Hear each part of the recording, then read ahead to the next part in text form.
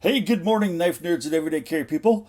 It's your big Canucker coming at you here with a new video, and it is something here that is going to be near and dear to my heart.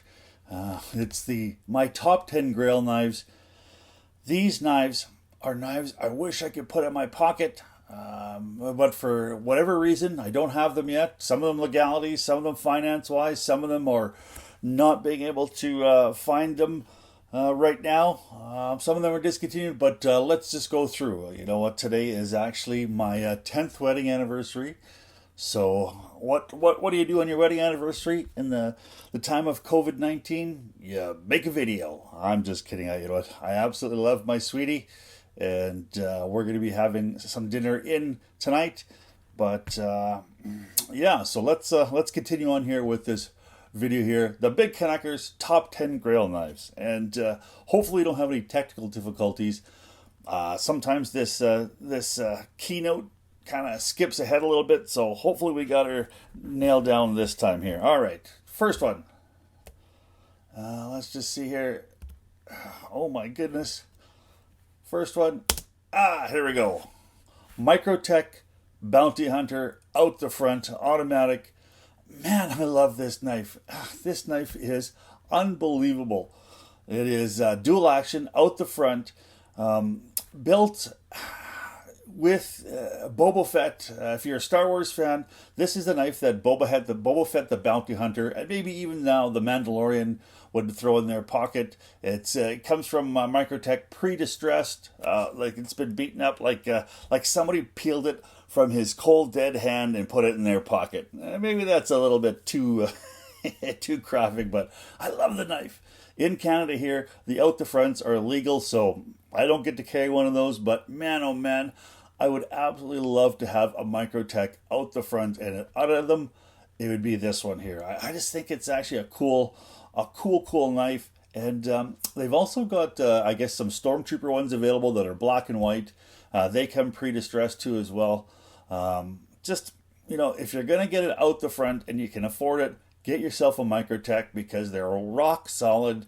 The build quality on them is absolutely fantastic. The steel they use is great, and their action is wonderful, and it has such a wonderful sound. It's the sound that I would imagine that Wolverine's claws would make when they pop out. That snick, and so to me, that's an unbelievable thing. All right, let's go to the next one. Now, a Chavez custom. Oh man.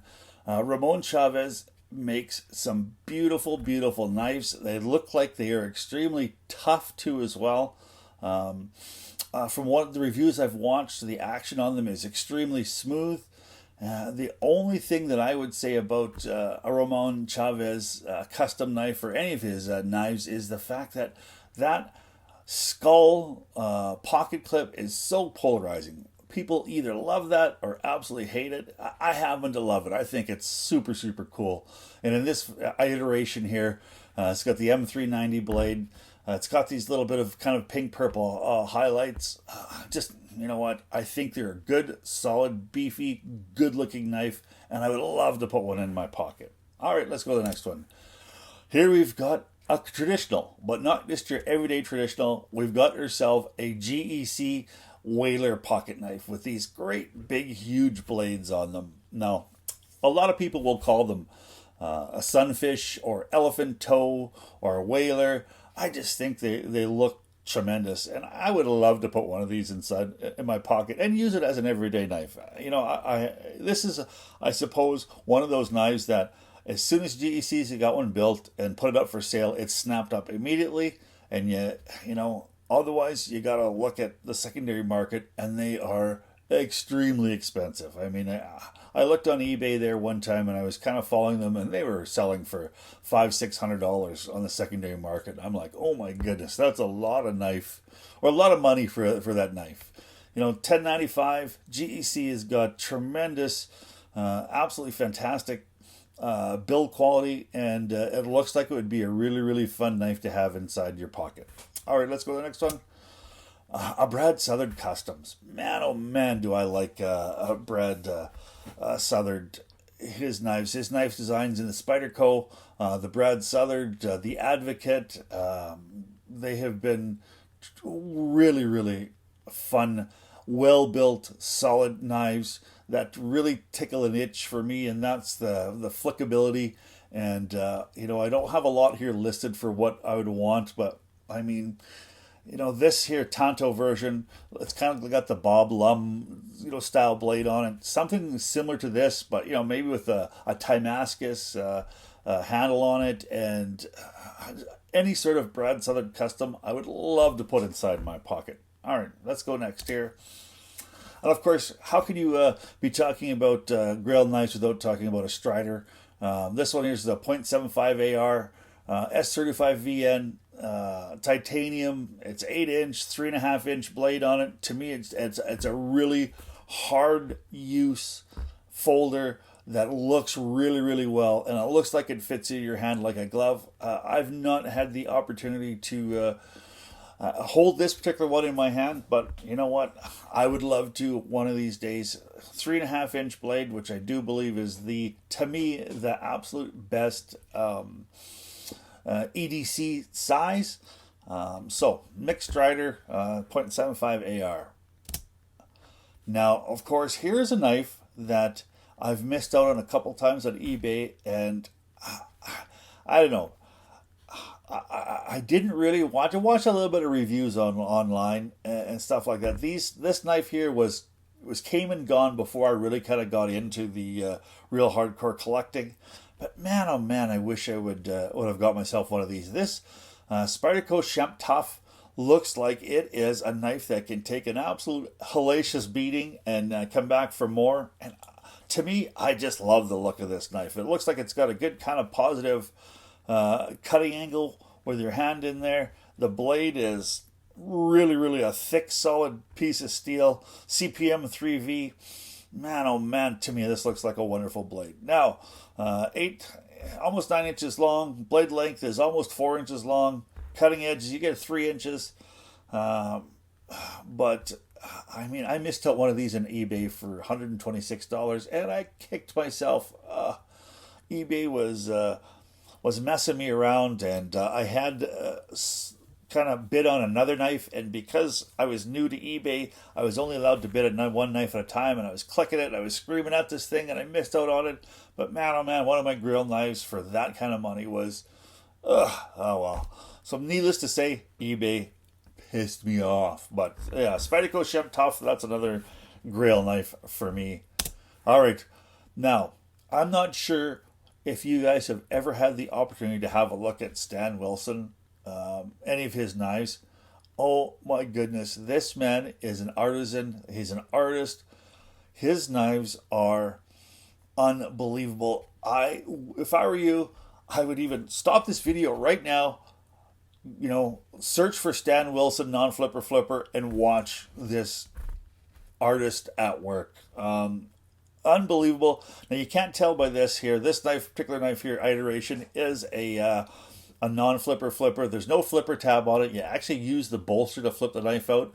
All his hardware is hidden. You have to access it from the inside. You have to have special tools. But man, oh man, if I had a Stan Wilson knife, my life would be complete.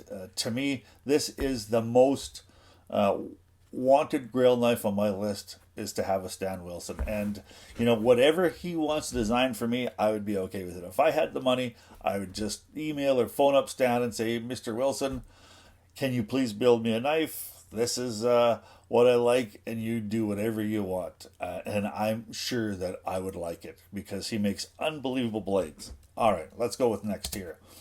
The Grimsmo Norseman. We're talking about some fellow Canadians. Excuse me for a second here. Drink myself my coffee in the morning here. All right, the Grimsmo Norseman. If you're a Canadian and you're into knives, you know the Grimsmo brothers. If you've watched the Nick Chavez video, you know that he talks about the Norseman quite a bit. CNC'd blade, totally designed, built in Canada, and something that I would definitely love to put inside my pocket. They are ultra smooth, ultra well put together, and ultra wanted too as well. So if you've got your eye on a Norseman, you better pull a trigger, because it will not hang along for very long. Overall length is 8.5 inches, just above. Your braid length is 3.6 inches. Your braid thickness is 0.12. And RWL 34. I know they fooled around with some different type of steel material. It's a Tanto hollow grind, and the finishes are varied too as well. And the handle length is 5 inches. But just a wonderful, wonderful, smooth, well-built knife. That's something that one of these days I will put that in my pocket. It will be mine. Oh yes, it will be mine. All right, now we've got, I think, the ultimate and Japanese cutting, the Rocksteady Shin. If you've been around the folding knife industry and you don't know about this, look it up. They take some ZDP 189 and they sound it with another steel, but they finish their hardest. Their ZDP 189 is a great, fantastic steel that has incredible edge holding abilities. They harden theirs to around 65 to 67, where say Spyderco is in the low 60s, 60 to 63. And when you harden it higher than you're up in the 65, 67, you're looking at some issues with with snapping off a blade. Well, they get around that by taking that really, really hard blade and they sound it between some carbon steel to make it a more pliable edge, and then they cut everything with it. I mean, I've even seen them cut time and space with this knife, and it's unbelievable. 3.5 inch blade length, a little under 5 inches for your close length. Overall length 8.25 and 0.145 for your thickness. Man, oh man, they've got some wicked stuff in there, including, I do believe they've got Stingray skin on there. The handle material is an aluminum, with Stingray inlays. It's a liner lock and a little on the heavy side, 5.3 ounces, and made in Japan. But I mean, if you watch any sort of cutting demos on this Rocksteady Shin, you will be like, what? I can't believe it cut through that and cut through that forever. I'm serious, like, man, oh man, impressive cutting abilities of the Rocksteady Shin, and one that will be mine. Oh yes, it will be mine. And we've also got the old Chris Reeves tie lock. Man, oh man, a long time ago, when I first kind of got into the knife collecting, I lost a Spyderco Manix 2 XL, and I was absolutely heartbroken. And it was my birthday coming up, and my wife said, "You know what? I will buy you any knife that you want." And you know what? And I thought, well, I really want a Chris Reeves knife. And I told her, I said, this is going to be an expensive knife. And we happen to be doing well in that time in our life. And she said, all right, you get yourself a Chris Reeves knife. And I really, really waffled between the Umnumzon and this tie lock. And I like my Umnumzon. Don't get me wrong, it's a great knife. But man, I kind of wish I would have got this tie lock, because it's a little bit more unusual. And that locking design really is really, really interesting to me. And it's a lot smaller package overall. Your braid length is 3.25. Your overall length is 7.25. And I do believe your Umnumzon is up around close to 9. But you've got a wicked amount of blade in such a small package because of the way that it's been designed with this tie lock. So that's something that one of these days, even though it's gone, I will probably put in my pocket somehow by hook or crook down the road. All right. Now here's where we got some honorable mentions and just knives that I wish that I could put in my pocket. One of these days I'm going to have a 940, a Benchmade Osborne 940. And I like the original iteration with the green scale, aluminum scales, and the purple backspacer. To me, that's just a really, really beautiful knife. It looks like it's a really wicked hard use knife. Of course, we've got some other ones here too as well. We've got the Spyderco Shaman. We've got a Chavez in there. I don't think you can call yourself a knife collector without trying maybe putting a Chavez in there. We've got of course, the Martin Sleece Bowie, which is discontinued. And everybody raves about that knife. And I think I want that because everybody says it's such a great knife. I've not put one in my hand, but you know what? I have a lot of knife reviewers out there that I totally trust, and everybody seems to really, really think that it's a great knife. All right, we've got Spyderco Dodo on the bottom there. I just think it's such a wicked cool little blade, and even though they've discontinued it, maybe they'll bring it back one of these days. We've got a ZT, a Sinkovich 0450. We've got this little yellow one in the corner. It is a French fellow by the name of Robert, and this is called the Zeppelin, and I cannot pronounce his last name, but just Google Zeppelin and Robert Zeppelin, and you'll see this is a handmade little multi-tool, and it is cool as hell. And yeah, we've got a Medford knife in there too as well. I've heard, that they're built really well. I heard they're not great cutting knives, but I would love to have just a big hunk of steel like that to throw in my pocket. And, if I ever wanted to kill a grizzly bear, I could use my Medford for that. All right. I just think these are knives that, down the road, if I have the opportunity, I'll definitely pull the trigger. I had actually put a Shaman in my hand, one of the up in Calgary at a place called Target Knives, actually, and oh my goodness, it fit like a glove. I'm so impressed with the Shaman fit and finish, and the ergonomics of that knife it's like it was made specifically for me. And I'm not sure if a lot of you guys feel the same way about the Spyderco, or you guys have a particular knife.